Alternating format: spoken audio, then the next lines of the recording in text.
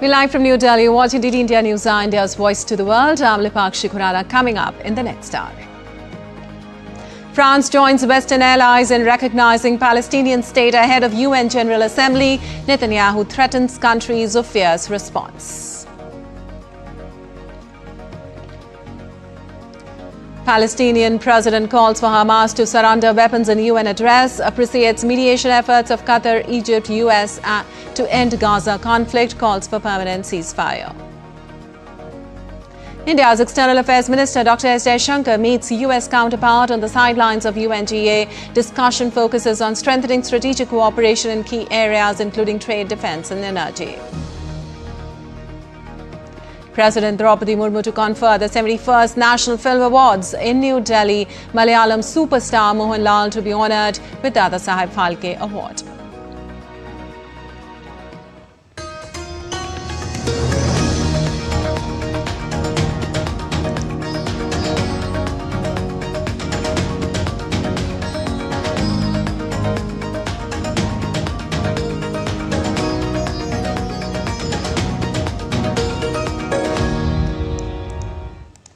And on to the details now. Joining Western allies in recognizing the Palestinian state, France's President Emmanuel Macron has formally recognized a Palestinian state, becoming the latest in a wave of countries to take the step. Well, the leaders of 6 countries, including France, have moved to recognize the Palestinian statehood at the high-level summit ahead of the annual United Nations General Assembly meeting in Paris. Alongside France, which co-convened the meeting with Saudi Arabia, Andorra, Belgium, Luxembourg, Malta and Monaco, said they were recognizing a Palestinian state. Speaking at the UN in New York, President Macron said the time for peace has come and that nothing justifies the ongoing conflict in Gaza. Pour la paix entre le peuple israélien. For peace between the Israeli people and the Palestinian people, I declared that France today recognizes the state of Palestine. The time has come to stop the war, the bombings in Gaza, the massacres and the fleeing populations. The time for peace has come because we are moments away from no longer being able to grasp it. Aujourd'hui, l'État de Palestine.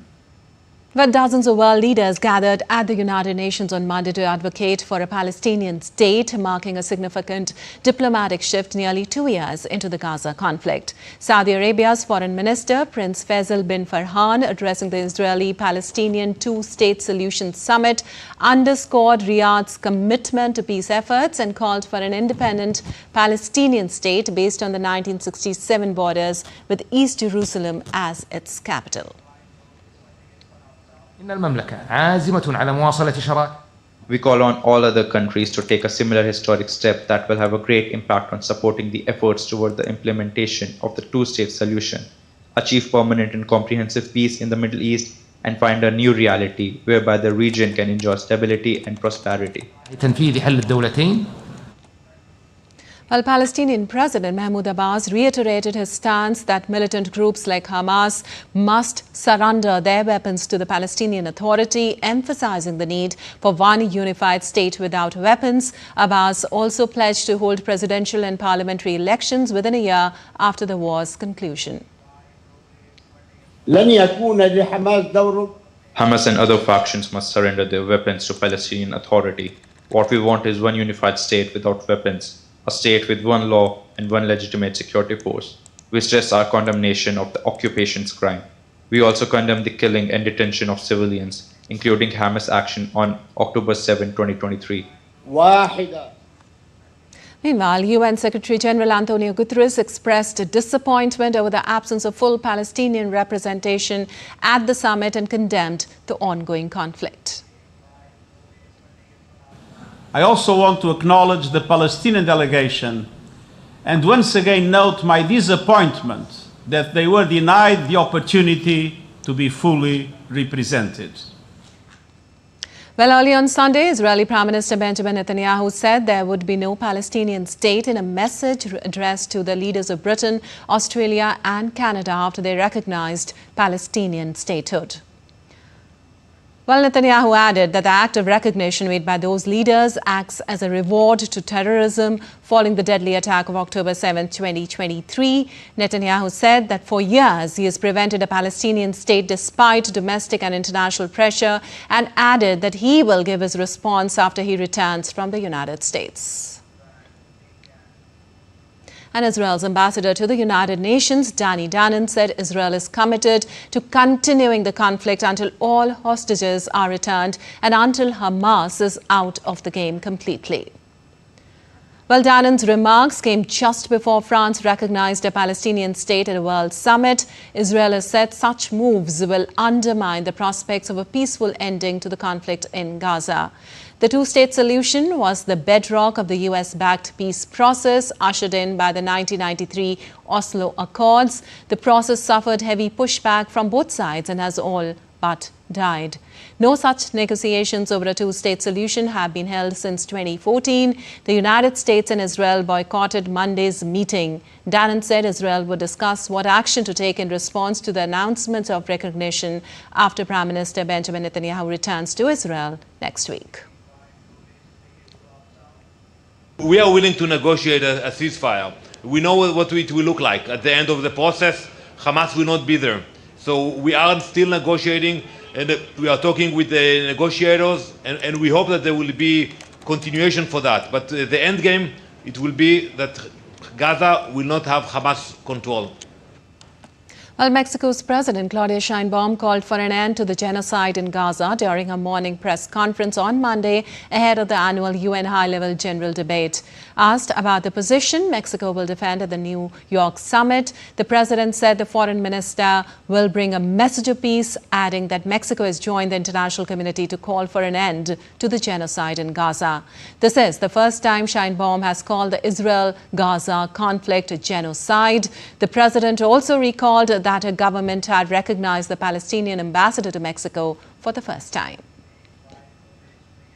Por la situación que está viviendo Gaza. We have supported all the complaints that were filed together with the government of Chile regarding the situation that Gaza is living, and we have joined the international community in calling to stop this genocide in Gaza. Y el Estado palestino. And Canadian Prime Minister Mark Carney also addressed the Council on Foreign Relations in New York City on Monday. His comments focused on Canada's foreign policy priorities, including support for a Palestinian state and the new global economy. The idea of waiting until all the conditions are in place for a free and viable Palestinian state committed to peace and security side by side with the state of Israel is what I've called a Zionist Palestinian state, which is what we want. Those conditions being in place, keeping the concept there on the shelf, when it is the avowed policy of the Israeli government that there will never be a Palestinian state. Well, India's External Affairs Minister Dr. S. Jaishankar met with U.S. Secretary of State Marco Rubio on Monday in New York, meeting on the sidelines of the 80th session of the United Nations General Assembly. The two leaders discussed a range of bilateral and international issues of current concern. Dr. Jaishankar, in a social media post, said that they also agreed on the importance of sustained engagement to progress on priority areas. Well, Secretary Rubio also posted on social media saying the meeting focused on various aspects of the bilateral partnership aimed at enhancing prosperity for both the nations. He further said the discussions were focused on key areas of bilateral ties, including trade, energy, pharmaceuticals and critical minerals. This marks the third in-person meeting between Jaishankar and Rubio this year. The last interaction took place on 1st of July during the Quad Foreign Ministers meeting in Washington. Well, the Indian External Affairs Minister also met with EU foreign ministers at their informal meeting in New York. In a social media post, Dr. Jaishankar thanked EU Foreign Policy Chief Kaja Kallas for hosting him. He further stated that they exchanged views on multilateralism, India-EU partnership, Ukraine and Gaza conflict, energy and trade, talks with the European Union foreign ministers on India-EU partnership, Ukraine and Gaza conflicts. Well, U.S. Special Envoy for South and Central Asia and Ambassador nominee to India, Sergey Gore, also met with India's External Affairs Minister, Dr. Jaishankar, on the margins of the UN General Assembly. An Indian ambassador to Japan, C.B. George, on Monday attended the Commonwealth Foreign Affairs Ministers Meeting 2025 held on the sidelines of the 80th UN General Assembly session. He spoke about India's commitment to the core values and principles enshrined in the Commonwealth Charter, as well as reform of the Commonwealth to better reflect the realities of contemporary times. And in a latest update in Ukraine-Russia conflict, Russia claimed on Monday its forces had taken control of another settlement in Ukraine's Dnipropetrovsk region amid its ongoing offensive in the conflict-torn country's east. In a statement, Russian Defense Ministry claimed that its forces captured the villages of Kalinivska, situated about 29 kilometers west of the strategic town of Velika Novoselka. But a Ukrainian military spokesperson said the Russian report was untrue and that Moscow's troops had made less progress in the region than they had reported. Ukraine's military said it is engaged in counter-attack operations in part of Donetsk region, the focal point of the conflict. Meanwhile, EU Foreign Policy Chief Jaishankar said if Russian planes violate airspace, every country has the right to defend itself and act accordingly. Well, it is clear that Russia is testing us. How far it can go. It's also trying to sow fear within our societies that, if we are supporting Ukraine, then this war comes to other territories and it's expanding. And that's why we have to be very firm on this. Now, as the Polish Prime Minister today said, if the planes are violating airspace, every country has the right to defend itself and act accordingly. And this is, I think, important to understand that everybody has an obligation in front of their own citizens that these kind of incursions are not happening. Well, Ukrainian President Volodymyr Zelensky said on Tuesday he met with the President of Kazakhstan, Kassym-Jomart Tokayev. The Ukrainian leader said they discussed in detail the efforts of Ukraine, the United States and Europe to bring the conflict to an end. The leaders also addressed trade and economic cooperation, as well as the interest of Kazakh companies in participating in Ukraine's recovery, he added. And still to come on DD India News. Trump signs order naming Antifa a domestic terrorist organization, directs to dismantle all illegal ops by Antifa. Egyptian-British activist Abdel Fattah granted pardon, released from prison along with 5 others. China shuts down schools and businesses in 10 cities as super typhoon Ragasa nears, tens of millions affected.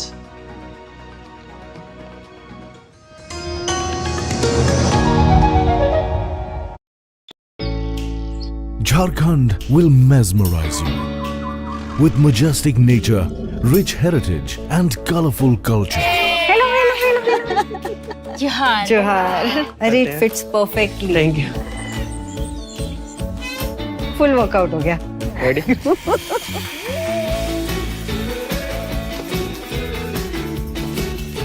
Postcards from Jharkhand on National Geographic.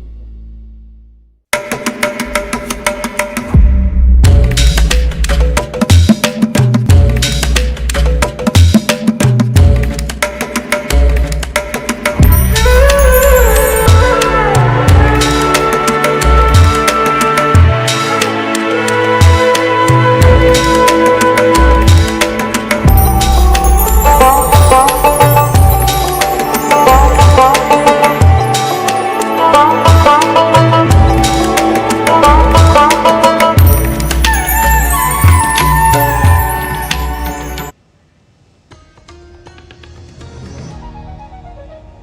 Welcome back. You're watching DD India News. I'm Lipakshi Kuran. And moving on, US President Donald Trump on Monday linked autism to childhood vaccines and also to the use of popular pain medication Tylenol for pregnant women and children, claims which are not backed by decades of science. Well, in an extraordinary news conference at the White House, the Republican president delivered medical advice to pregnant women and parents of young children, repeatedly telling them not to use or administer the over-the-counter painkiller. I want to say it like it is. Don't take Tylenol. Don't take it. If you just can't, I mean, it's fight like hell not to take it. There may be a point where you have to, and that you have to work out with yourself. So don't take Tylenol. Well, the Trump administration said it plans to initiate a change to the safety label on Tylenol, which would say that research shows it can lead to adverse neurological outcomes. Well, President Trump, without presenting evidence for the claim, said that the FDA will notify doctors that using Tylenol during pregnancy can be associated with a very increased risk of autism. The Trump administration also suggested leucovorin, a form of folic acid, as a treatment for autism symptoms. You have also identified an exciting therapy that may benefit large numbers of children who suffer from autism. Peer-reviewed literature has documented that up to 60% of folate-deficient children with ASD can have improved verbal communications if given leucovorin. Tylenol is made by consumer health company Kenvue, which was spun off from Johnson & Johnson in 2023, and generic versions of acetaminophen are also available. The company said on Monday disagreed with the suggestion of a link which it said was not based in science. And US President Donald Trump has signed an executive order on Monday calling the Antifa movement a domestic terrorist organization. According to the Anti-Defamation League, which tracks extremists, said Antifa is a decentralized, leaderless movement composed of loose collection of groups, networks and individuals. The White House stated that Trump's 370-word executive order directs all relevant executive departments and agencies to investigate, disrupt and dismantle any and all illegal operations conducted by Antifa or anyone who funds such actions. The White House has promised actions targeting left-wing groups following the assassination of conservative influencer Charlie Kirk. Well, US comedian Jimmy Kimmel's last late-night talk show, which was abruptly pulled from the air last week after the US government threatened broadcasters, will be back on Tuesday. The sudden suspension by ABC, which is owned by Disney, came after conservative complaints about comments Kimmel had made in the wake of the shooting of Christian activist Charlie Kirk. Opponents saw it as the latest step in creeping government control of free speech, which is an article of faith for many Americans as well as the right enshrined in the country's constitution. Well, Trump has repeatedly complained about negative media coverage of him and last week said he thought it was illegal. Trump had celebrated Kimmel's removal, calling it great news for America. Also, a delegation of U.S. lawmakers met with Chinese Defense Minister Dong Jun on Monday in the first House of Representatives visit to Beijing in 6 years, with talks aimed at bolstering exchanges, including military communication. Well, the delegation was led by Democratic U.S. Representative Adam Smith, the current top Democrat on the House Armed Services Committee that oversees the U.S. Defense Department and Armed Forces. The trip followed a call on Friday between U.S. President Donald Trump and China's President Xi Jinping as they sought a way out of strained ties. The delegation also met with Chinese Vice Premier He Lifeng at the Great Hall of the People in Beijing.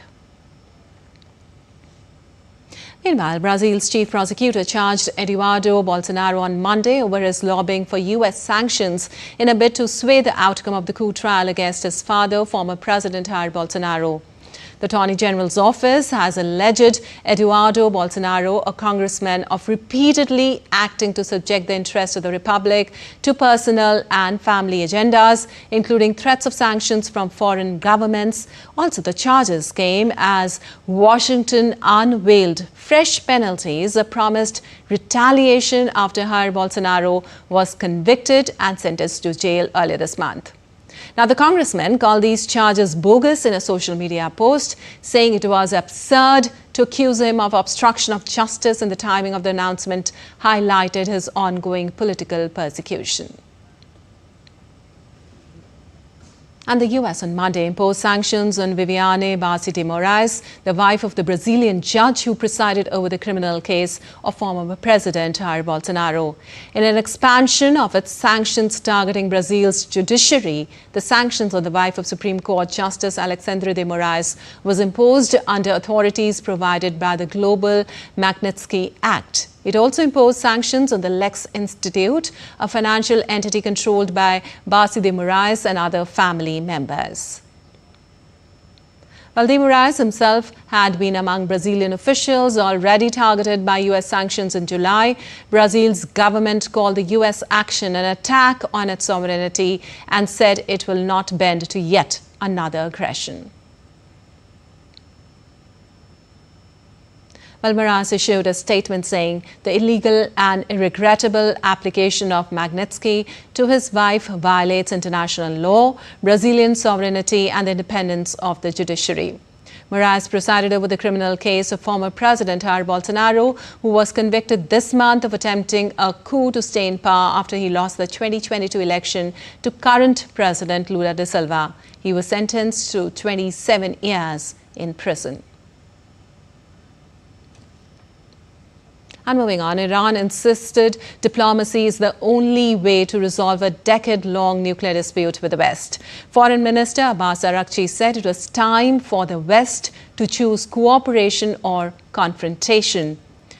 Well, Britain, France and Germany, known as the E3, launched a 30-day process on August 28 to reimpose UN sanctions, accusing Tehran of failing to abide by a 2015 deal with world powers aimed at preventing it from developing a nuclear weapon. If Tehran and the E3 fail to reach a deal on an extension by the end of September 27th, then all UN sanctions will be reimposed on Iran, where the economy already struggles with crippling sanctions reimposed since 2018 after President Donald Trump ditched the pact during his first term. Araghchi said Iran would not respond to the language of pressure and threat and hoped a diplomatic solution would be found.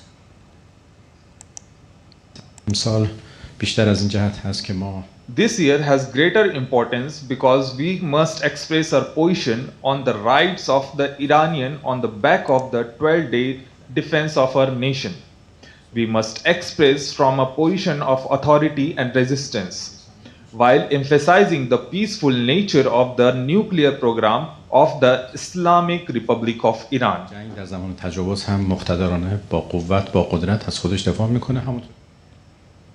And moving on, U.S. Secretary of State Marco Rubio met with Syrian President Ahmed al-Shara on Monday on the sidelines of the UN General Assembly. Shara, a former al-Qaeda leader, led rebel forces that overthrew Bashar al-Assad's government last year. Well, U.S. President Donald Trump met him in Riyadh in May and ordered most sanctions lifted, but the legislation authorizing them remains in U.S. law. Shara, the first Syrian president to participate in the General Assembly since 1967, is expected to deliver his first address at the General Assembly, which opens its 80th session on Tuesday. Speaking at a summit on the sidelines of the General Assembly, Shara said the sanctions imposed on the previous Syrian leadership were no longer justified and were increasingly seen by Syrians as measures targeting them directly. Washington has been pressurizing Syria to reach a security deal with Israel during the New York meetings this week.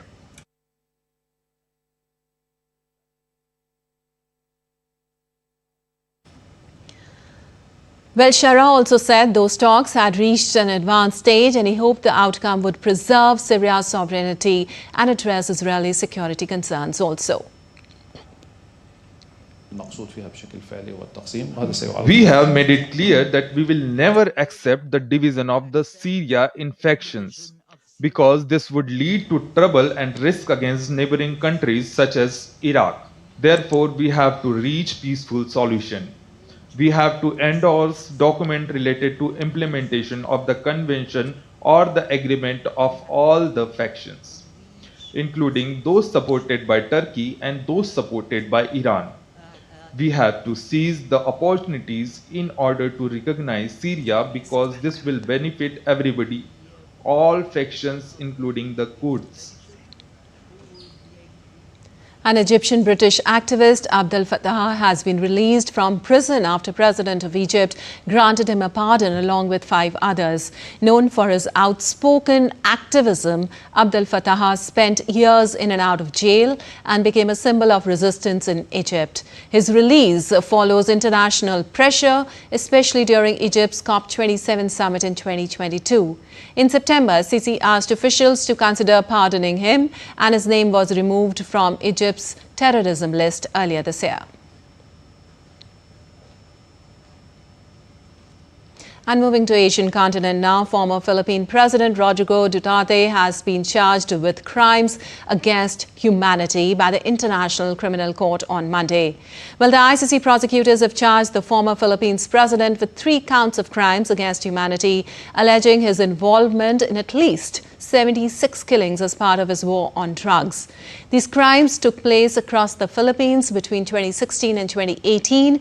A heavily redacted charge sheet dated July 4th but only made public on Monday lays out the accusations against the 80-year-old former leader currently sitting in the ICC detention in The Hague. Well, the arrest warrant issued for Duterte on March 7th contained 1 charge of crime against humanity relating to 43 alleged murders. Now, Duterte was arrested in Manila on March 11th, flown to the Netherlands that same night, and has been held at the ICC's detention unit at Scheveningen prison since. And some global weather updates now. First up from China. The Chinese government on Tuesday ordered a shutdown of schools and businesses in at least 10 cities ahead of super typhoon Gaza slamming into the country's south. The measures will affect tens of millions of people and see multiple factories shut across China's manufacturing heartland. Chinese tech hub Shenzhen has ordered the evacuation of 400,000 people, with the city's emergency management authorities warning of severe wind, rain, waves and floods. Now in Hong Kong, schools and other businesses have been shut and flights to and fro Hong Kong have been cancelled on Tuesday. Officials warned that super typhoon Gaza would be among the most destructive in the city's recent history. Hong Kong residents made preparations by cross-taping windows and stockpiling food. The Hong Kong Observatory said it will assess if it needs to issue a higher warning late on Tuesday or early Wednesday. Now, as the typhoon has already caused disruption in the northern Philippines, residents have been evacuated as the country's disaster response agency went on full alert. Now, some families were also evacuated in Ilocos Norte province after heavy rains triggered flooding in the area. Its peripheral rain has also reached southeast Taiwan, bringing heavy showers. With the storm approaching, authorities are urging residents in Hong Kong, Macau, Taiwan and nearby regions to stay indoors, secure property and take all necessary precautions.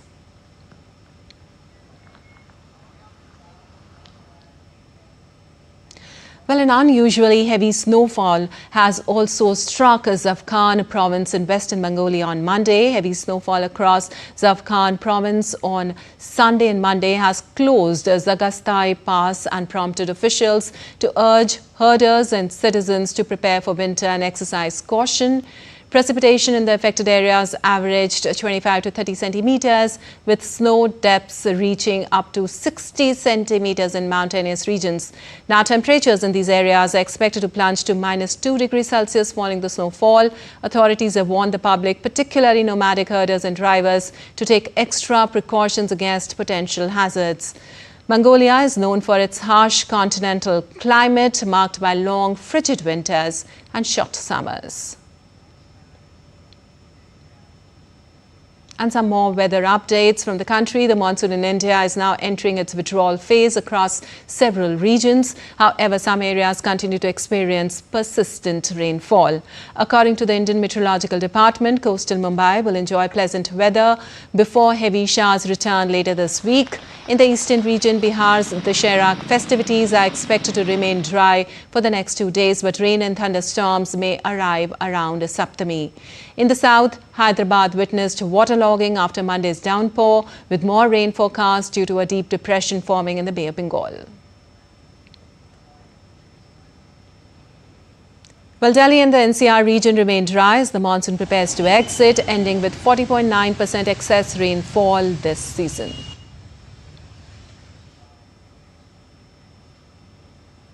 Also, 5 people are dead out of electrocution as Kolkata experienced a cloudburst last night, causing severe flooding, with some areas receiving around 248 mm of rainfall.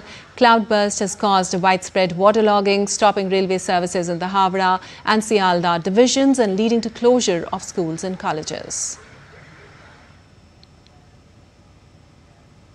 And still to come, DD India News Hour.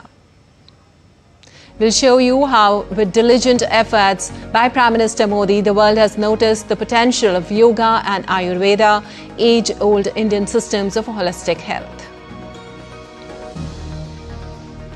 India showcases cultural brilliance at Busan Film Festival. And Assam's icon Zubeen Garg to be laid to rest in Sonapur, second autopsy ordered amid ongoing investigation.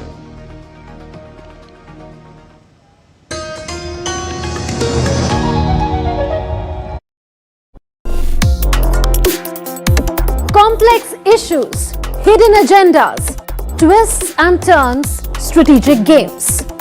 We think all dots are linked, we just need to connect them.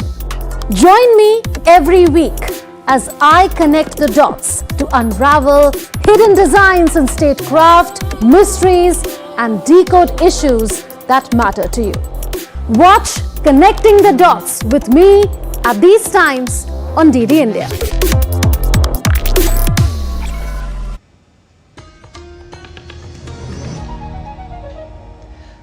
Welcome back. You're watching DD India News Now. And moving on, President Droupadi Murmu will present the awards to the winners at the 71st National Film Awards ceremony in New Delhi today.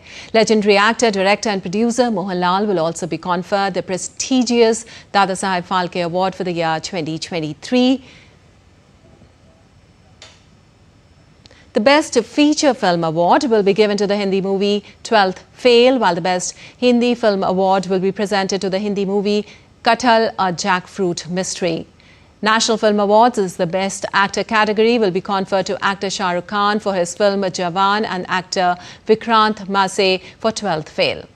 Narani Mukherjee has been given the Best Actress Award for her performance in the film Mrs. Chatterjee vs. Norway, while Flowering Man, directed by Soumyajit Ghosh Dastida, has bagged the Best Non-Feature Film Award. Piyush Thakur has got the Best Direction Award. God, Vulture and Human have got the award for Best Documentary. Hindi film Rocky Aur Rani Ki Prem Kahani bagged the award for Best Popular Film for Wholesome Entertainment, while Sam Bahadur was named Best Feature Film promoting national, social and environmental values. And the high-level meeting to commemorate the 30th anniversary of the Beijing Declaration was held at the United Nations headquarters in New York. Secretary of Ministry of Women and Child Development Anil Malik delivered India's national statement at the meeting. He highlighted the paradigm shift in governance from women empowerment to women-led development in India. And India's Chief of Naval Staff, Admiral Dinesh K. Tripathi, is on a 40 official visit to Sri Lanka from Monday to Thursday to advance bilateral defence relations. Admiral Tripathi held talks with Sri Lanka's service chiefs and the Defence Secretary on Monday. He is also scheduled to meet Prime Minister Harini Amarasoria and senior government leaders for discussions centred on maritime security, training and capacity enhancement. Well, Admiral Droupadi will address the 12th edition of the Galle Dialogue 2025 in Colombo on Wednesday. The international conference, which brings together naval leaders and strategic experts, is focusing this year on the maritime outlook of the Indian Ocean under changing dynamics. Now, the visit highlights India and Sri Lanka's close naval cooperation, including joint exercises and regional engagements, and reinforces their shared vision for stability and security in the Indian Ocean region.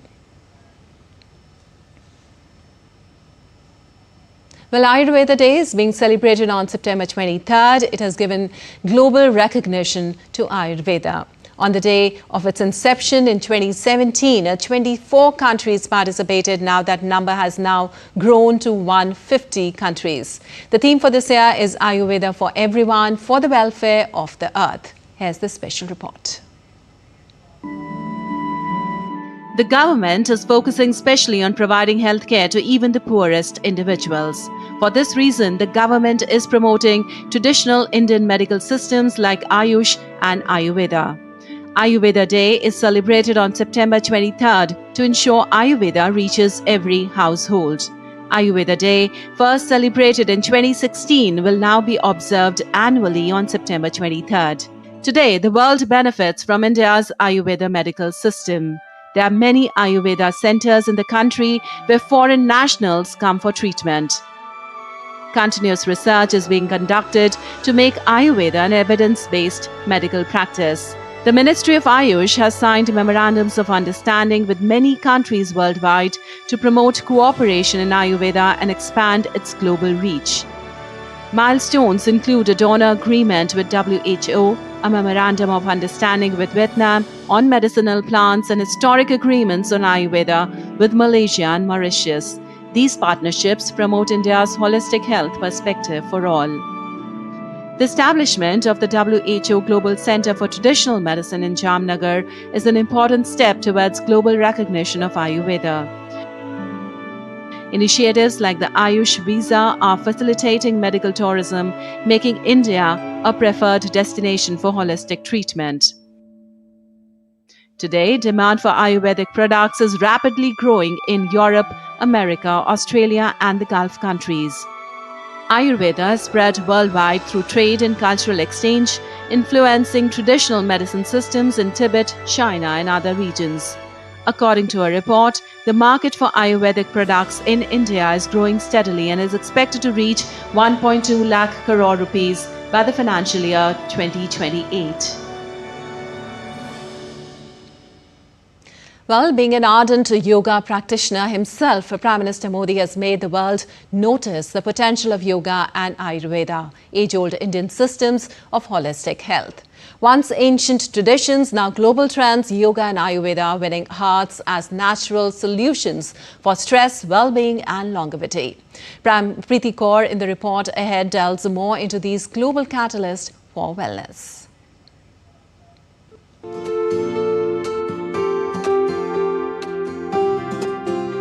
An invaluable gift of ancient Indian tradition, yoga has emerged as one of the most trusted means to boost physical and mental well-being. The word yoga means to join or to unite, symbolizing the unity of mind and body, thought and action. Prime Minister Modi has emerged as the global champion of yoga by promoting it not just as a form of exercise, but as a holistic lifestyle for health, harmony and peace. In 2014, he proposed the idea of International Day of Yoga, which received an overwhelming support of 177 countries at the UNGA. Such is the potency of soft power. It gives a country influence without coercive or transactional means. Soft power emerges from the culture of a country which persuades or attracts others. Since 2015, he has led mass yoga events including Rajpath in New Delhi and UN headquarters in New York, and has become synonymous with yoga, modern global champion of yoga. Prime Minister Modi remarked that the essence of yoga is to unite, and it is heartening to see how yoga has united the world. Through consistent advocacy at international fora and his own personal practice, Prime Minister Modi has positioned yoga as a universal practice for health, wellness and peace. World doesn't need violence. World needs this yoga, where people develop care and compassion for others. People solve all the problem at a peace level, First they come with peace with themselves and then they solve the problem. So many countries are celebrating Yoga Day. And it's not just that day, it is going on. So many schools, colleges, universities have come. So many people are getting into yoga way of life. Prime Minister Modi has also strongly promoted Ayurveda as India's ancient system of holistic healing. In 2014, he created the Ministry of Ayush to develop and globalize traditional medicine. Since its inception in 2014, the National Ayush Mission has supported the establishment of 167 integrated Ayush hospitals and upgraded more than 5,000 dispensaries while facilitating Ayush services in over 2,300 primary health centers. Additionally, over 12,000 Ayush health and wellness centers have been made functional. In January 2025, while laying the foundation stone for Central Ayurveda Research Institute in Delhi, Prime Minister Modi described it as Ayurveda's next big leap. Not just this, the government has set up Ayush ICMR Center for Integrative Health at 4 aims at Delhi, Jodhpur, Nagpur and Rishikesh.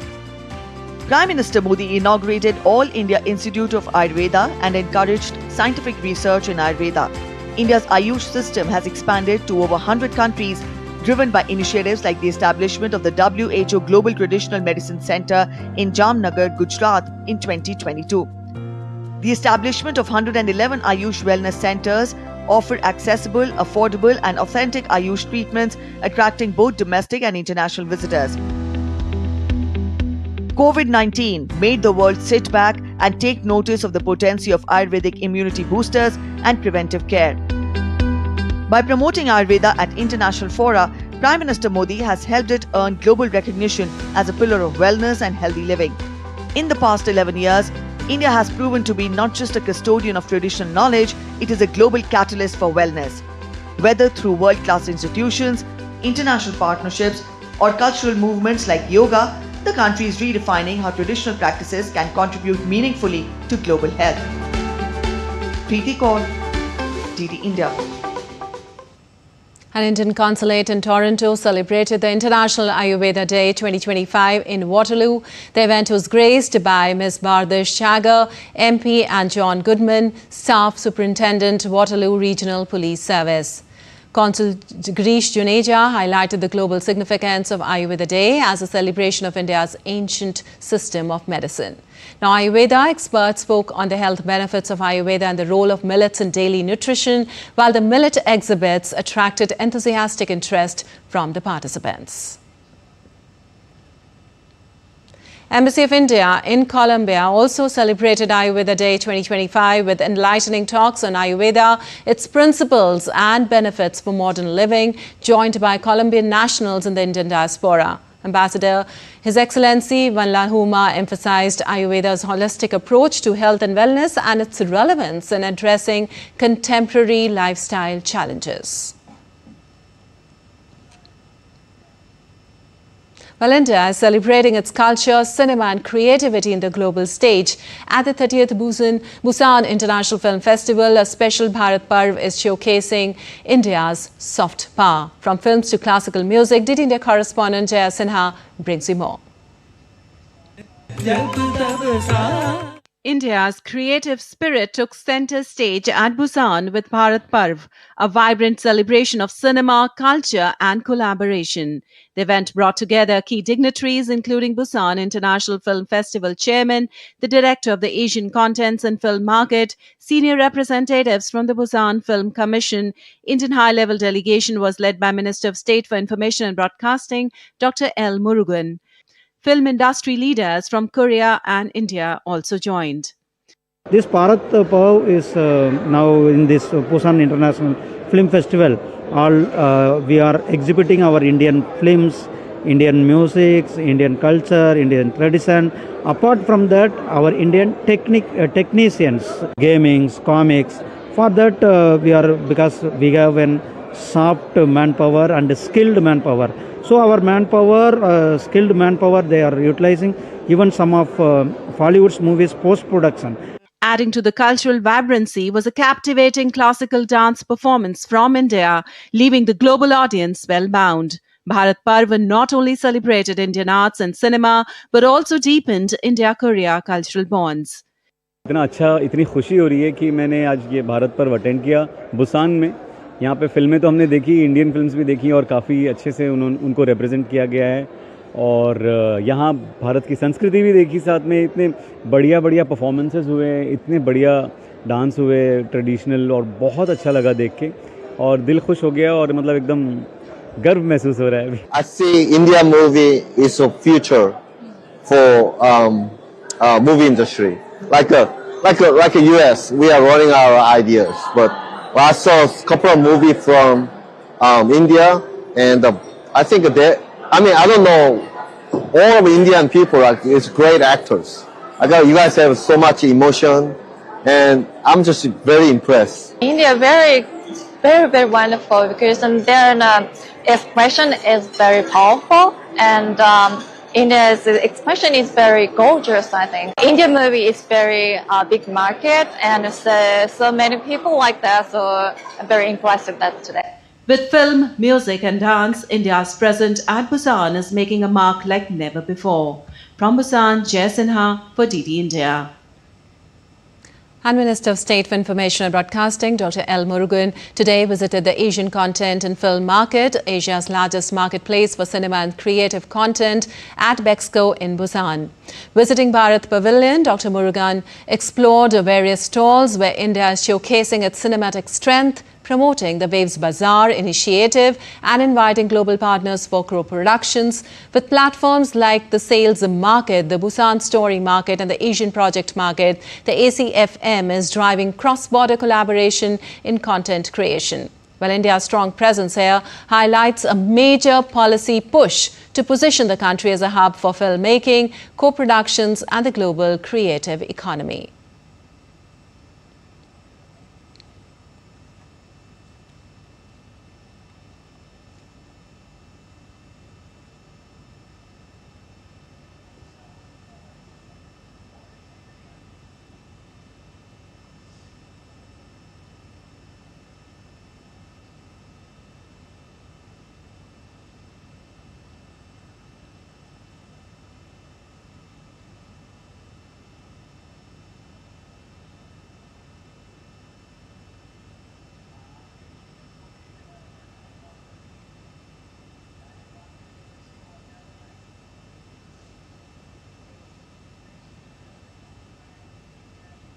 Well, the last rites of Assam's cultural icon Zubeen Garg will be held at Sonapur in Assam on Tuesday. Zubeen Garg's body has reached Saru Sajai Stadium after his second post-mortem was done at Guwahati Medical College Hospital. Assam Chief Minister Dr. Himanta Sharma paid a second tribute to the legendary singer at Sarju Sajai Stadium today. The roads leading to Sonapur have been decorated by paintings of Zubeen, hoardings and flowers by general public as a mark of showering love for him in his last journey.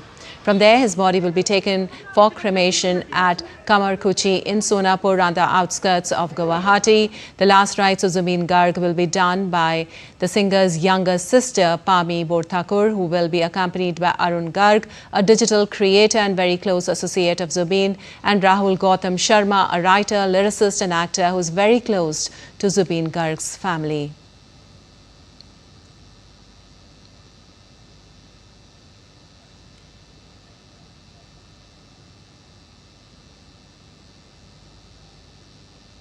Well, on to some business news now. The first day of Navaratri on Monday saw a significant surge in the Indian automobile industry, with major manufacturers like Maruti Suzuki and Hyundai reporting record deliveries following a recent reduction in GST rates. Maruti Suzuki and Hyundai Motor India reported robust sales on Monday, with customers rushing to purchase their preferred models at reduced prices under the new GST regime. Hyundai Motor India CEO Tarun Garg said the auspicious start of Navaratri, amplified by the momentum from GST 2.0 reforms, has infused a strong positivity into the market. Tata Motors has indeed started the Navaratri festival season with significant activity, highlighted by over 10,000 vehicle deliveries and 25,000 plus customer inquiries on the first day itself. Now, Cars24, India's leading auto tech platform, also reported a staggering 400% jump in car deliveries on day one of Navratri compared to daily averages. And White House Press Secretary Caroline Leavitt said on Monday that President Donald Trump will sign a TikTok deal later this week. Leavitt said the agreement would leave TikTok majority owned by U.S. investors and overseen by a board with extensive national security and cybersecurity credentials. Leavitt said Oracle will serve as TikTok's trusted security provider, independently monitoring the platform's safeguards and hosting all U.S. user data on servers in the United States. She emphasized that Americans' data would be protected from access by China and that TikTok's recommendation algorithm would be secured, retrained and operated in the United States outside of ByteDance's control. Well, Leavitt and OpenAI on Monday announced a letter of intent for a landmark strategic partnership to deploy at least 10 gigawatts of NVIDIA systems for OpenAI's next-generation AI infrastructure. NVIDIA will invest up to $100 billion in OpenAI as the new NVIDIA systems are deployed. The first phase is targeted to come online in the second half of 2026 using NVIDIA's Vera Rubin platform. NVIDIA would support the deployment, including data center and power capacity to train and run its next generation of models on the path to deploying superintelligence. And all three of the major U.S. stock indexes have registered record closing highs for a third straight session on Monday. Shares of NVIDIA rose after it announced to invest up to $100 billion in OpenAI.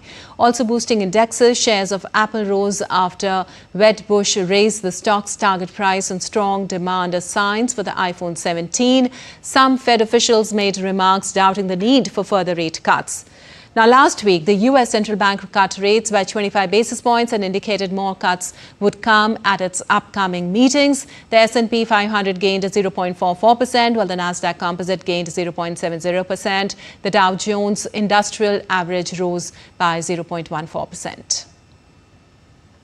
And Asian share markets posted a modest gain at the open on Tuesday, driven by strong investor optimism around artificial intelligence and tech stocks, while bets on further U.S. interest rate cuts pushed gold to fresh record levels. South Korean stocks up by 0.2%, having surged to almost 9% this month. Japan's Nikkei was closed for a holiday but has climbed to 6.5% so far in September, while Taiwan has risen almost 7%.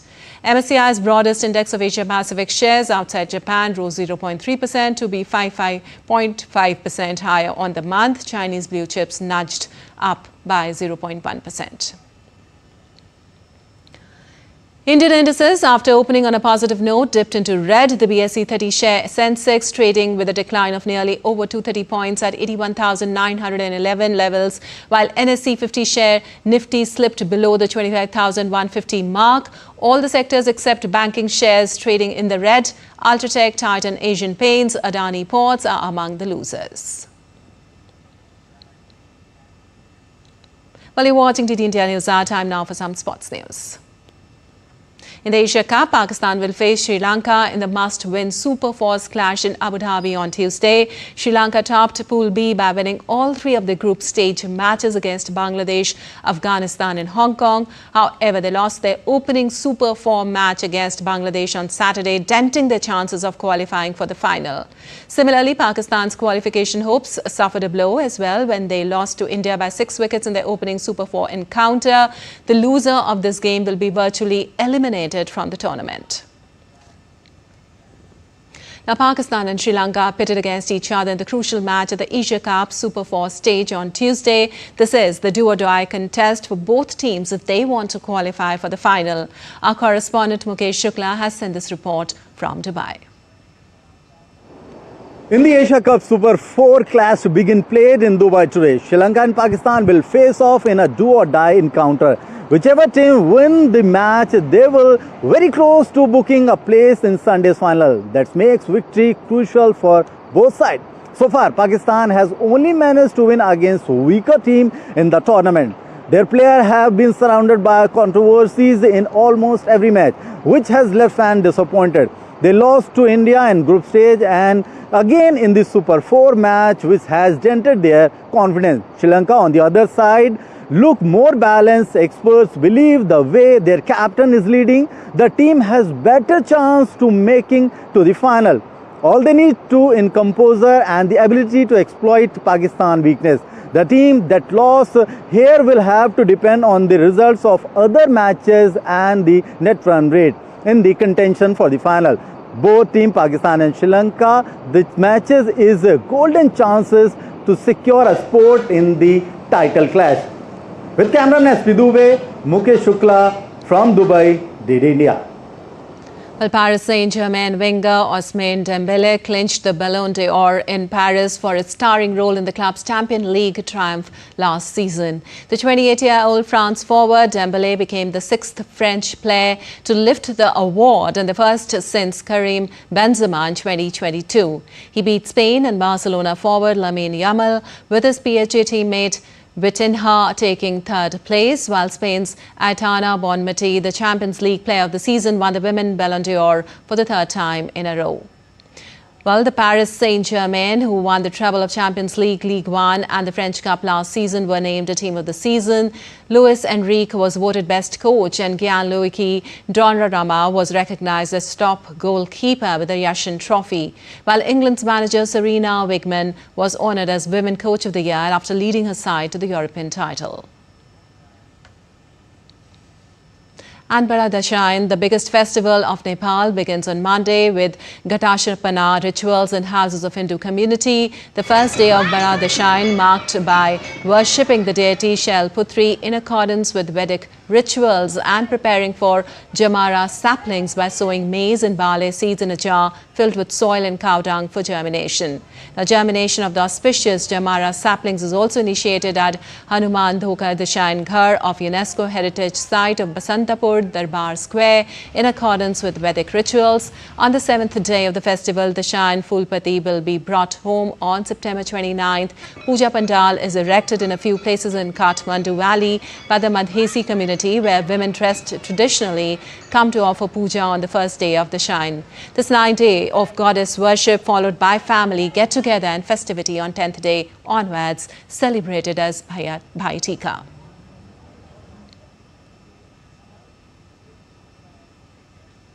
And the festive fervour in East Indian city of Kolkata is once again marked by the creativity and thematic depth of its iconic Durga Puja pandals.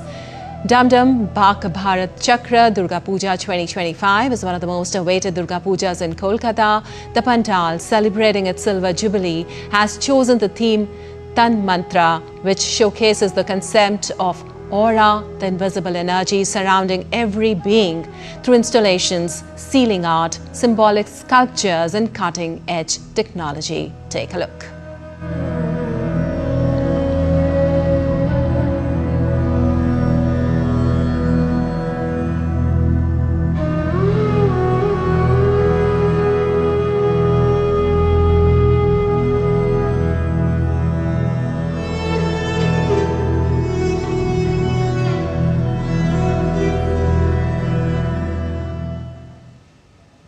All right, that's all for this edition of DD India News Hour, but let us know your thoughts on the news of the day. For those on the go, we can get all the latest news and updates from India across the world on the DD India mobile app. The app is available on both Android and iOS platforms. Scan the QR code on the screen to download now. We'll be back with more news as it breaks here on DD India. I'm Lipakshi Khurana from all of us here in Delhi. Thanks for watching DD India News Hour.